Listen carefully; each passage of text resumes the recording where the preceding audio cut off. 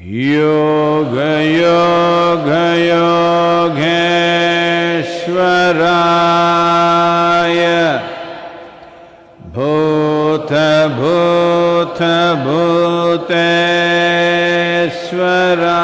Bhuteshwaraya Kala Kala Kaleshwaraya Shiva Shiva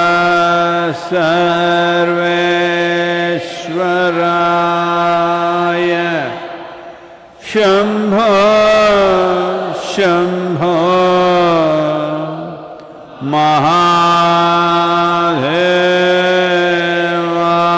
Mahadevaya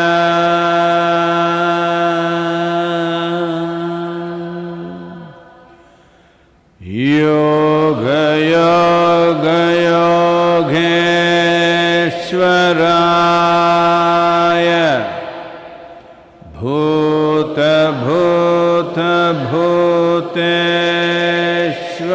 Bhuteshwaraya Kala Kala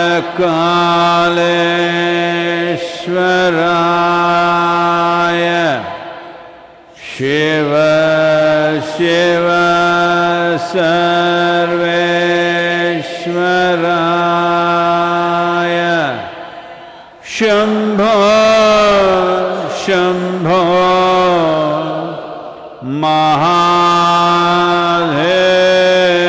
Mahadevaya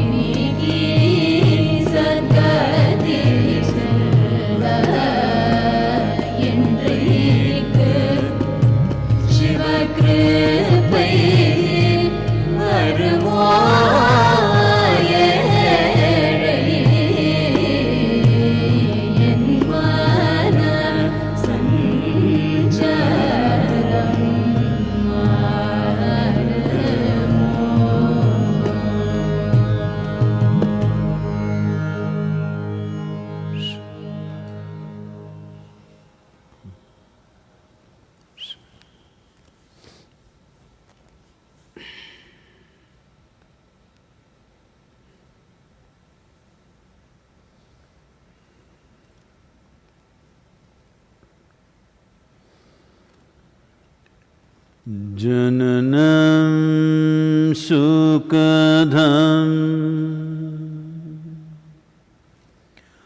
मरणं करुणं मिलनं मधुरं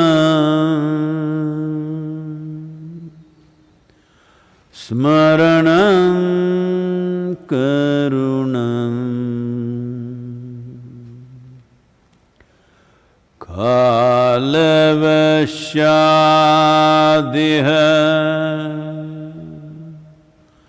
सकलं करुणं समयाद्दिपते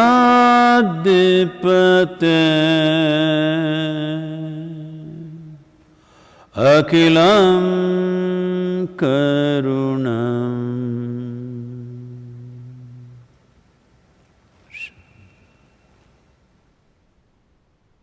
नमस्कारम। आप सभी को नमस्कारम, आप जहां भी हों। तो लॉकडाउन के 50 दिन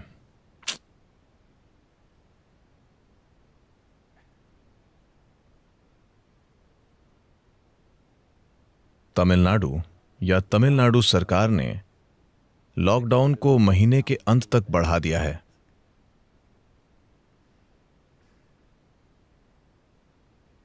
हालांकि थोड़ी बहुत ढील के साथ, यानी शहरों में कुछ चीजें काम कर रही हैं। कोयंबटूर शहर को कोविड से मुक्त शहर घोषित कर दिया गया है।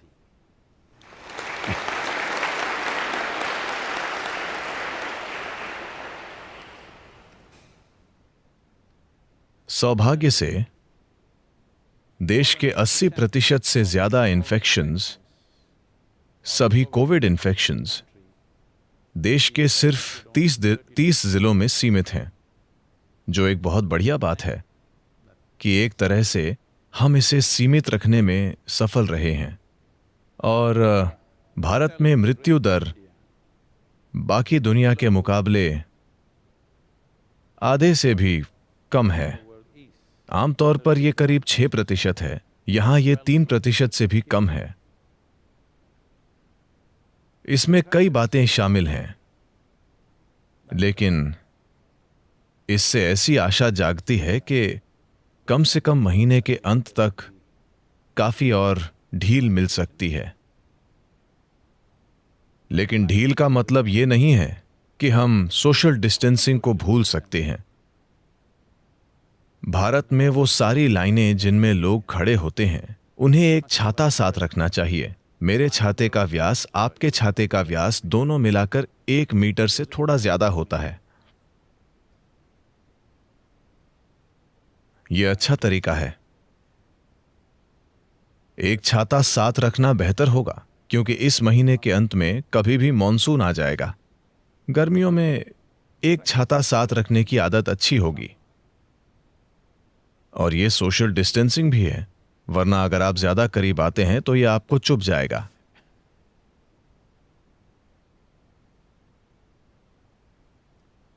तो मेरे ख्याल से दुनिया में मौतों की संख्या 3 लाख पार कर गई है, और यह अभी भी जारी है।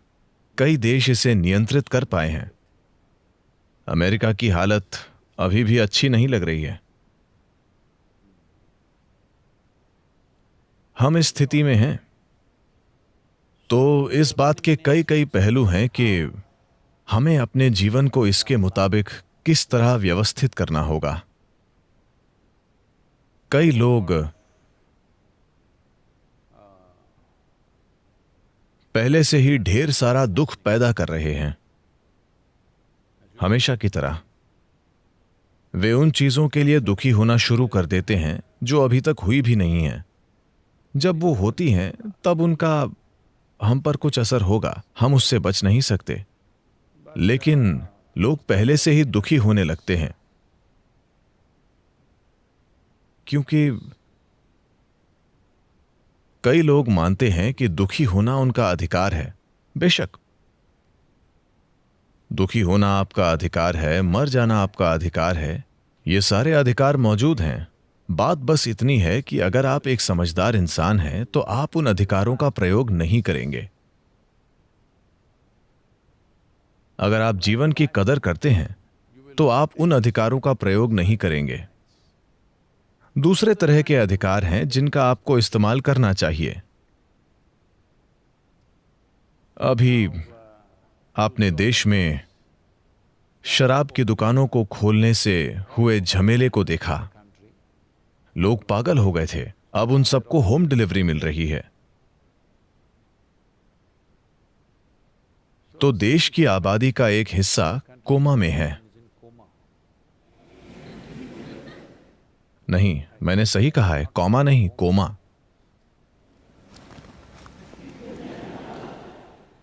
घरेलू हिंसा कम हुई है, लेकिन जब वे जागते हैं और अगली ड्रिंक नहीं मिलती, तब घरेलू हिंसा फिर से बढ़ जाएगी। अगर आप दुनिया को देखते हैं, हमने इसे जिस तरह से बढ़ने दिया है, या अगर आप इसके लिए जिम्मेदारी लेना चाहते हैं, तो जिस तरह से हमने इसकी संरचना की है, दुनिया में पूरे खाद्य उत्पादन या कृषि उत्पादन की कीमत 3.7 ट्रिलियन डॉलर है। लेकिन बस शराब ही 1.6 ट्रिलियन डॉलर है। ड्रग्स और तंबाकू मिलाकर 1.2 ट्रिलियन डॉलर और है। तो शराब, तंबाकू और ड्रग्स मिलाकर 2.8 ट्रिलियन डॉलर होता है। मैं दवाओं की बात नहीं कर रहा हूं, मैं ड्रग्स की बात कर रहा हूं। आप समझ रहे हैं, है ना?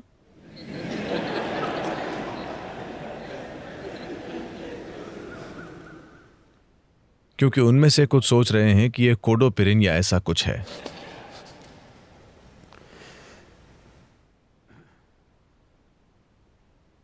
तो हमने इस तरह से दुनिया को बढ़ने दिया है, या इस तरह से हमने दुनिया को बनाया है। और भी कई इससे कहीं ज्यादा डरावने आंकड़े हैं।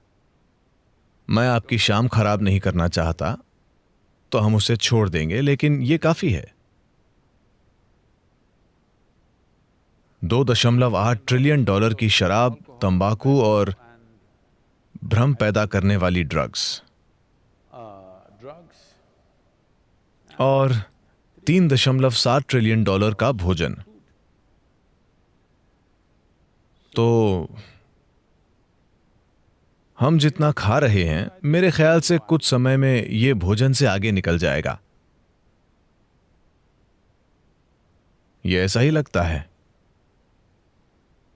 तो अब लोगों की चिंता है, कोविड के बाद मैं क्या करूंगा, लॉकडाउन के बाद मैं क्या करूंगा, क्या मेरे पास नौकरी रहेगी, क्या मेरा बिजनेस रहेगा, क्या मैं ये करूंगा, वो करूंगा। हां, यह एक आर्थिक चिंता है, लेकिन इंसान होने के नाते हम रास्ता खोज लेंगे। क्या यह आसान होगा? नहीं। क्या यह बहुत मुश्किल होगा? नहीं। अरे सद्गुरु, आप तो दो उल्टी बातें बोल रहे हैं। एक ही चीज के लिए हां भी और ना भी। ये बहुत मुश्किल होगा। अगर आप कंक्रीट की तरह सेट हैं, आपका मन कंक्रीट में सेट है, आपकी भावनाएं कंक्रीट में सेट हैं, आपके भौतिक सुख कंक्रीट में सेट हैं, अगर आपको कुछ अलग करना पड़े तो यह बहुत ज्यादा तकलीफ देगा। अगर आप लचीले हैं तो यह बहुत अलग होगा, लेकिन जरूरी नहीं कि यह बहुत मुश्किल हो। योग में मेरे ख्याल से कृष्ण ने यह कहा था, सर योगस्थः कुरु कर्माणि, पहले खुद को योग में स्थापित करो और फिर कर्म करो। अगर आपने ये एक चीज की होती तो काम हम कैसे करेंगे, जैसी परिस्थिति की मांग होगी। लेकिन मेरे होने का तरीका इससे तय नहीं होता कि मैं क्या करता हूं, तो क्या फर्क पड़ता है। जिसकी जरूरत होगी मैं वो करूंगा, Well, we are concerned तो हमें उन लोगों की चिंता है जो भूखमरी की ओर जा सकते हैं। अभी भारत सरकार दुनिया में लगभग सभी दूसरी राष्ट्रीय सरकारों की तरह आर्थिक पैकेज लेकर आई है, जो ज्यादा से ज्यादा लोगों तक पहुंचने की कोशिश कर रहा है। maximum number of people. एक विशाल पैकेज, लेकिन फिर भी बेशक ऐसे लोग होंगे जिन्हें कोई अंदाजा नहीं होगा कि कैसे इसका लाभ उठाएं। तो यहीं पर समाज की भूमिका आती है, यहीं पर हम सब की भूमिका आती है कि हम आगे बढ़कर कुछ कर सकते हैं। Well, हमारे शानदार वॉलंटियर्स are doing a यहां ग्रामीण तमिलनाडु में जबरदस्त काम कर रहे हैं।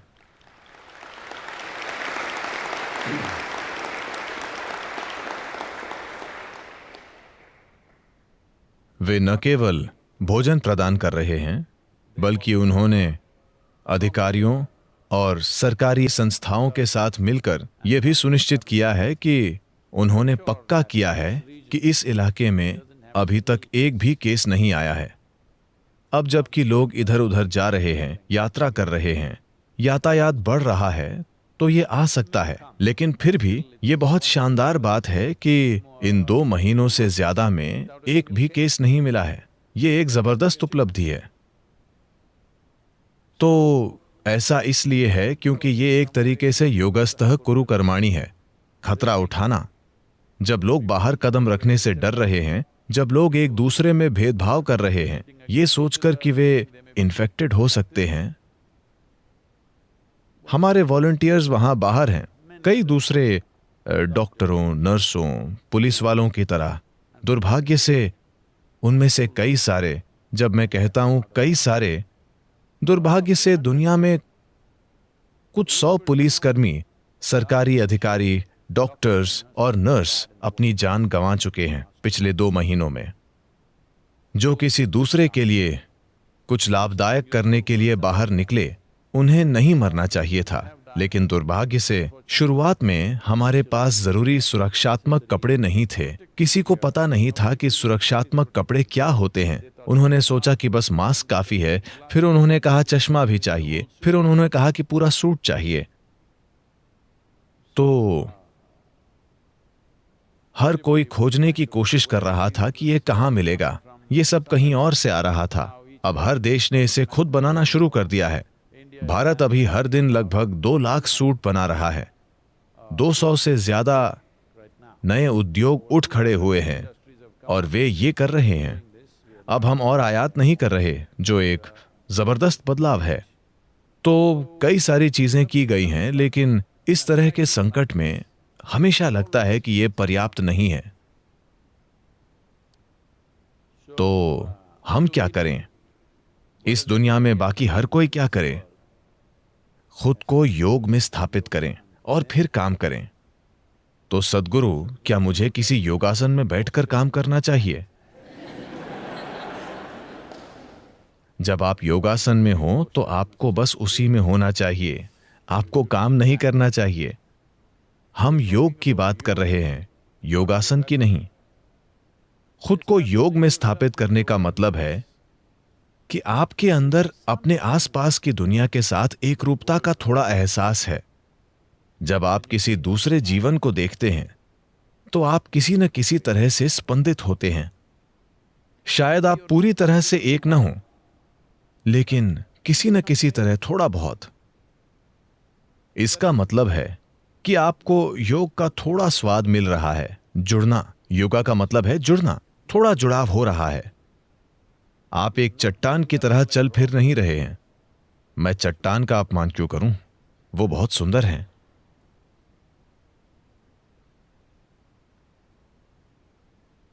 तो आप जिसे मैं मानते हैं, उसकी सीमाओं में थोड़ी सी दरार आ गई है।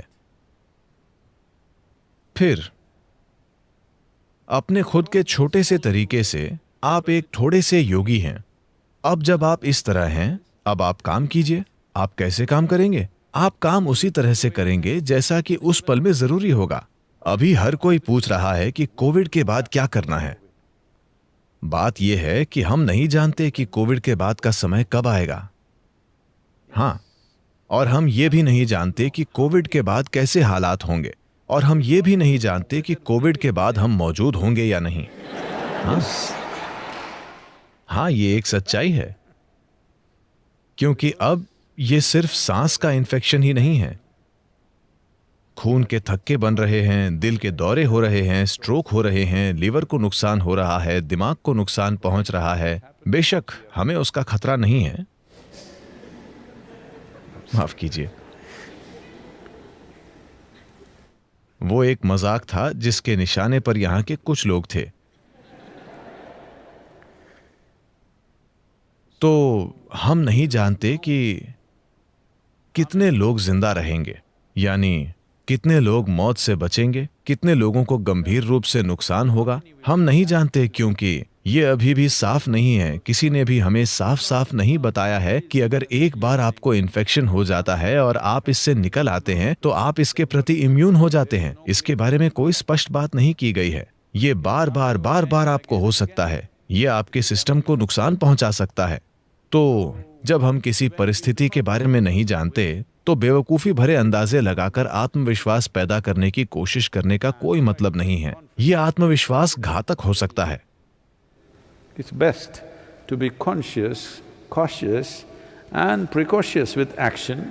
सबसे अच्छा होगा कि अपने काम के साथ जागरूक, सतर्क और सावधान रहना। और चलिए इंतजार करके देखते हैं कि परिस्थिति कैसे सामने आती है। लेकिन आप योग में स्थापित हैं। परिस्थिति चाहे जो भी हो, हम उस परिस्थिति में अपना सबसे बेहतरीन करेंगे। अब भी हम वही कर रहे हैं। ये एक आदर्श स्थिति नहीं है। हर कोई 2 महीने पहले इस बारे में शिकायत कर रहा था। अब अचानक वे सोच रहे हैं अभी सब कुछ ठीक है, कोविड के बाद हालात वाकई खराब होंगे। ऐसा हुआ। शंकरन पिल्लई शाम को एक दोस्त से मिले और दोस्त ने पूछा, तुमको एक नई नौकरी मिली है ना, वहां कैसा लग रहा है? उन्होंने कहा, मुझे उससे नफरत है, उसकी हर चीज से। तुम कब से काम कर रहे हो? 3 महीनों से। तुम ये काम क्यों कर रहे हो? अगर तुम्हें पसंद नहीं आ रहा तो तुम इसे छोड़ क्यों नहीं देते? उसने कहा, क्या बोल रहे हो यार, शादी के 20 सालों के बाद अब पहली बार मैं घर जाने के लिए बेताब रहता हूं।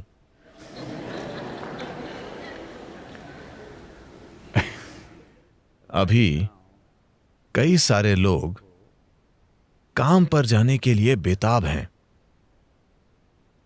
लॉकडाउन, वे अपने घरों से बाहर नहीं निकले हैं, वे अब काम पर जाने के लिए बेताब हैं, जो उन्होंने जीवन भर कभी नहीं किया। तो इस तरह से कई चीजें बदल रही हैं। हमें नहीं पता कि परिस्थिति क्या है, तो सबसे अच्छी चीज यह है कि खुद को बढ़िया रखें। मैंने कहा था 10%, लेकिन अब तमिलनाडु में लॉकडाउन बढ़ गया है। शायद कई दूसरे राज्य भी ऐसा करेंगे। कुछ दूसरे देश पहले से ही इसे महीने के अंत तक बढ़ा चुके हैं। तो हमें 10% और सुधार करना चाहिए। शारीरिक रूप से, मानसिक रूप से, भावनात्मक रूप से, ऊर्जा में और हमारी क्षमता में 10% और सुधार। क्योंकि आप जो कीमत चुका रहे हैं, मैं उदाहरण के लिए कह रहा हूं, हम चारों में सुधार ला सकते हैं, लेकिन आप एक सरल सी चीज के लिए जो कीमत चुका रहे हैं, जैसे आपके पास हर चीज के बारे में भावनाएं हैं। कोई कुछ कहता है तो आप यूं बन जाएंगे, कोई कुछ ऐसा काम करता है जो आपको पसंद नहीं है तो आप वैसे बन जाएंगे। अब जब आप ऐसे होते हैं तो आप नहीं जानते कि अपने जीवन के स्तर पर आप क्या कीमत चुका रहे हैं। यह आपके अस्तित्व की संभावना को ही दूर कर रहा है। अगर हम इस बात पर ध्यान दें कि क्या नतीजा हो रहा है, आपका अपनी विचार प्रक्रिया पर कोई नियंत्रण न होने का, आपका अपनी ऊर्जा प्रणाली और अपने शरीर पर कोई नियंत्रण न होने का, शारीरिक, मानसिक, भावनात्मक मजबूरियां ज्यादातर लोगों के लिए इंसान होने की संभावना को ही पूरी तरह से छीन रही हैं। वे अभी भी खुद को विकास के क्रम में पीछे ले जा रहे हैं। वे प्रवृत्तियों और मजबूरियों के अनुसार काम कर रहे हैं। मैं कह रहा हूं कि अगर आप 10% सुधार लाते हैं तो आपको अपने अनुभव में ऐसा लगेगा जैसे आपका आत्मज्ञान हो गया है।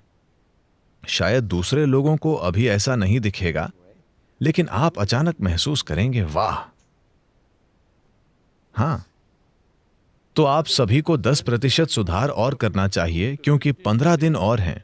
यह काफी समय है। मैं इसे कैसे करूं, मैं इसे कैसे करूं?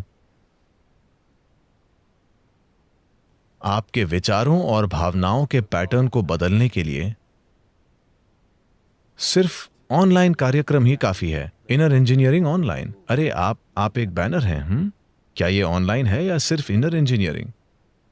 आपको ऑनलाइन जोड़ना चाहिए। इसे एक पेन से लिख लीजिए, ठीक है? बस ऑनलाइन कार्यक्रम, अगर आप इसके सार को आत्मसात कर लेते हैं, जो कि बहुत सरल है, कोई भी मूर्ख इसे समझ सकता है। इसे उस तरह की भाषा में बताया और प्रस्तुत किया गया है। अगर आपको ऑनलाइन कार्यक्रम का 10% भी समझ आ गया, तो आपके संतुलन और दूसरी चीजों में 10% सुधार हो जाएगा। यह इतना आसान है। तो यह मत सोचिए कि आप एक बहुत पेचीदा समस्या हैं। नहीं सद्गुरु, मैं एक हार्ड नट हूं। मुझे खुशी है कि आप जो कह रहे हैं उसका एक हिस्सा सच है।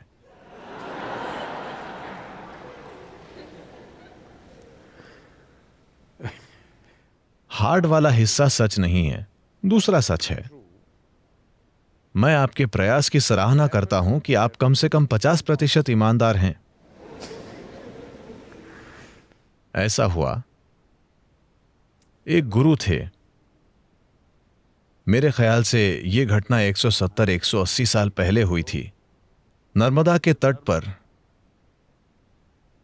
तो गुरु, जब ये इस संस्कृति का हिस्सा रहा है कि आप हमेशा डुबकी लगाते हैं। उष्णकटिबंधीय देश में सुबह का एक बड़ा सुख है जाकर नदी में डुबकी लगाना, जो आप ठंडे देशों में नहीं कर सकते। तो भारत में जाकर नदी में डुबकी लगाना एक बड़े सुख का काम है। हर सुबह ज्यादातर लोगों ने अपना सुबह का स्नान नदी में जाकर ही किया। तो गुरु वहां गए और एक शिष्य उनके साथ गया, उनके कपड़े साथ लेकर। तो गुरु नदी में उतर गए और स्नान करने के बाद पलटने ही वाले थे कि उन्होंने देखा कि एक बिच्छू पानी में बेतहाशा हाथ पैर मार रहा था। वो एक सरीसृप है, वो पानी में तैरने वाला प्राणी नहीं है, लेकिन किसी तरह वो नदी में गिर गया है और पानी में बहता जा रहा है। तो इससे फर्क नहीं पड़ता कि आप बिच्छू के बारे में क्या सोचते हैं। बिच्छू को लगता है कि वो एक महान जीवन है। मेरे ख्याल से आप में से कई लोग वृश्चिक हैं। उसे क्या कहते हैं? राशियों के हिसाब से। तो शायद दूसरे लोगों को लगता है कि आप एक विषैली बकवास हैं, लेकिन आपको पता है कि आप बहुत अच्छे हैं। तो बिच्छू को निश्चित रूप से लगता है कि वो महान है। देखिए वो कैसे चलता है। जाहिर है कि उसे लगता है कि वो बड़ा हैंडसम और शानदार है। क्या आपने बिच्छू देखा है? उनका विष, वैसे मैं उस पहलू में नहीं जाऊंगा। तो स्वाभाविक रूप से गुरु ने अपने हाथ आगे करके बिच्छू को उठा लिया। भारतीय बिच्छू, काले वाले, इतने लंबे होते हैं। अगर आप पूंछ को सीधा करते हैं तो वो इतने लंबे होंगे, और उनका विष बहुत शक्तिशाली होता है। तो उन्होंने उसे अपने दोनों हाथों से उठा लिया। शिष्य ने यह देखा और कहा, उसे छोड़ दीजिए, वो विषैला है, वो आपको डंक मार देगा। गुरु उसे अपने हाथों में रखकर बाहर लाते रहे और बिच्छू ने उन्हें एक बार डंक मार दिया, लेकिन वो उसे बाहर लाते रहे। अब शिष्य जोर जोर से चिल्लाने लगा, मैंने आपसे कहा था कि वो डंक मार देगा, वो विषैला है, आप क्या कर रहे हैं? गुरु जब तक चलकर नदी के तट पर पहुंचे, बिच्छू ने उन्हें 3 बार डंक मार दिया। बिच्छू का डंक बहुत दर्दनाक हो सकता है। किसी दिन आपको अनुभव करना चाहिए। नहीं, मैं सिर्फ अपना जीवन आपके साथ साझा करने की कोशिश कर रहा हूं। मुझे कई तरह के प्राणियों का डंक लग चुका है। मैंने सोचा कि आपको भी अनुभव करना चाहिए। तो फिर उन्होंने तट पर आकर उसे छोड़ दिया और वो दौड़कर भाग गया। वो बाहर निकलकर बहुत खुश था, क्योंकि नदी में बहते बिच्छू को यह भी पता नहीं चलता कि तट कहां है, उसके पास कोई साधन नहीं है। तो शिष्य ने कहा, आपने ऐसा क्यों किया? मैंने आपसे कहा था कि वो डंक मारेगा, उसने 3 बार आपको डंक मारा। ये विषैला डंक है, ये हो सकता है, वो हो सकता है। तो गुरु ने कहा, थोड़े ठंडे हो जाओ। बिच्छू वो कर रहा है जो उसे करना आता है, मैं वो कर रहा हूं जो मुझे करना आता है। वो अपने गुणों के अनुसार काम कर रहा है, मैं अपने गुणों के अनुसार काम कर रहा हूं। बस इतना ही है, थोड़े ठंडे हो जाओ और तुम अपने गुणों के अनुसार काम कर रहे हो।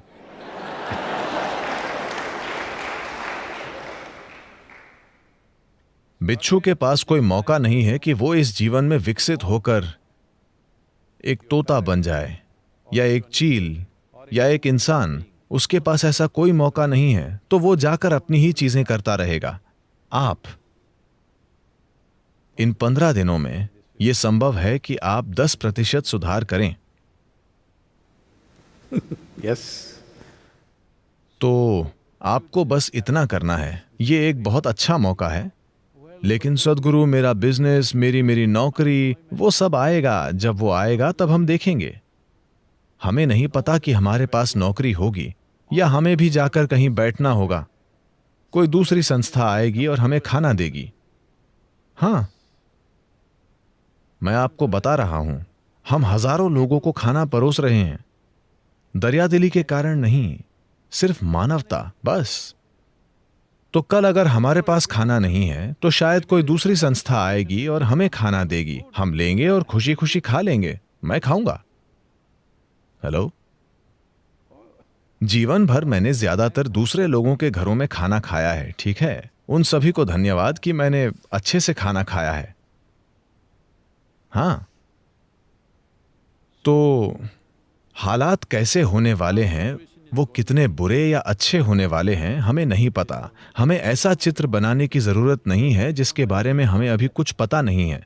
लेकिन महत्वपूर्ण बात यह है कि हम अपनी ऐसी तैयारी रखें कि चाहे वो चित्र जैसा भी हो, आप उस चित्र का एक अच्छा हिस्सा होंगे। उतना हम कर सकते हैं। हम उतना कर सकते हैं और आप सिर्फ उतना ही कर सकते हैं। आपको यह पता होना चाहिए।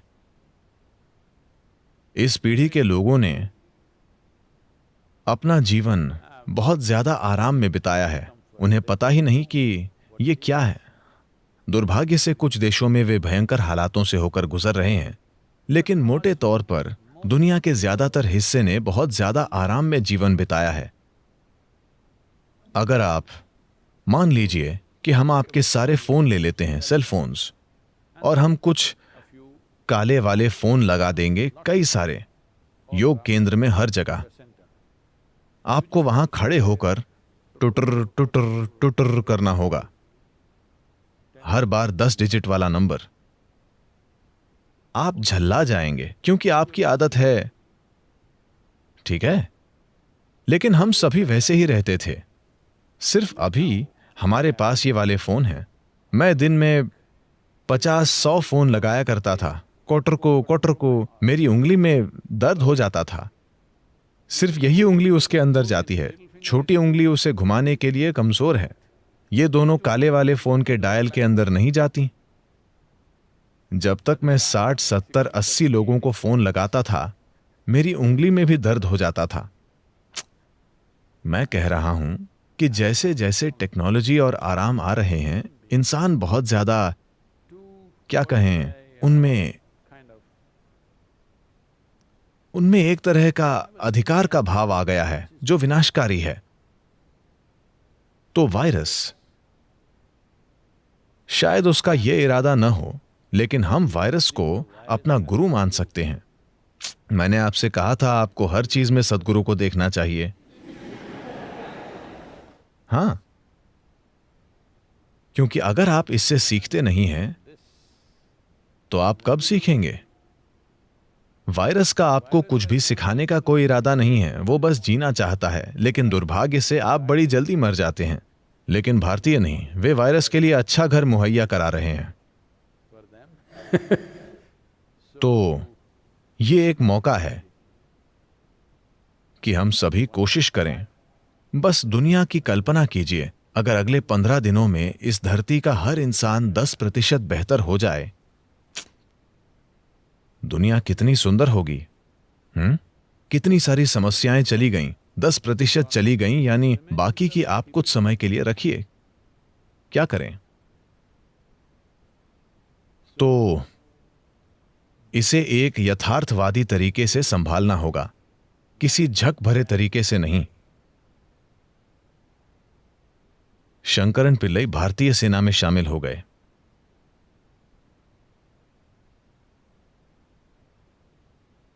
भारतीय सेना को यह ज्यादा पसंद आता कि वो पाकिस्तानी सेना में शामिल हों।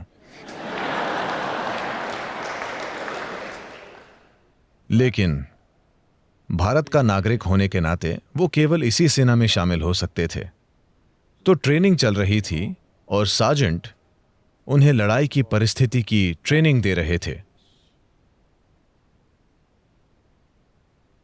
तो वो उन्हें जंगल में लेकर गए और उन्हें वहां यूं चलने को कहा मानो वहां असल में लड़ाई चल रही हो। फिर उन्होंने शंकरन पिल्लई से चिल्लाते हुए पूछा, अब दुश्मन के 10 सैनिक आ गए हैं, तुम अब क्या करोगे? अब क्या करोगे? अरे अरे मैं क्या करूं? नहीं, तुम क्या करोगे? 10 सैनिक ठीक यहां खड़े हैं, तुम क्या करोगे? फिर उसने कहा, ठीक है, मैं उन्हें घेर लूंगा।